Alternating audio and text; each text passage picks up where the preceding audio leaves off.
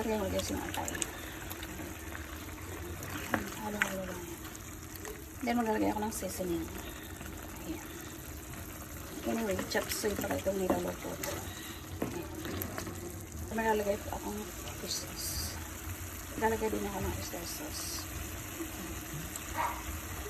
Then halo-halo lang po yan. Then maglalagay po akong pampalapot. So, malapot siya.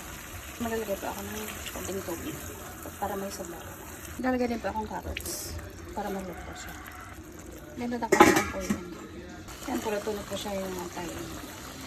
Nalagdag ko na po itong sili.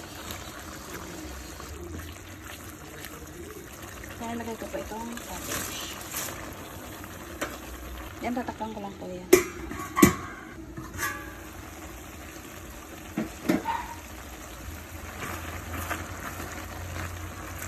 So, ilalagay ko naman po itong ketchup.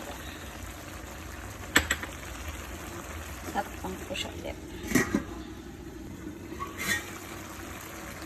So, ayan na po. Hindi ko siya masyadong iluluto yung ketchup para hindi siya maulot po. Ayan, ito na po siya. Sarap na guys. Tinagman ko na siya.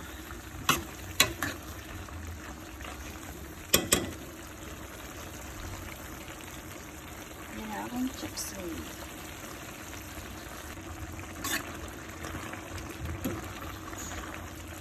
Ayan po siya masabaw.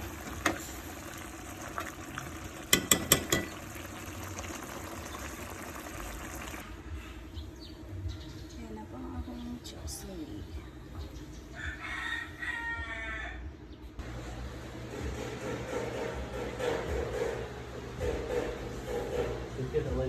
Masabaw na po. Lunch na guys. Ayan na akong chopsuey.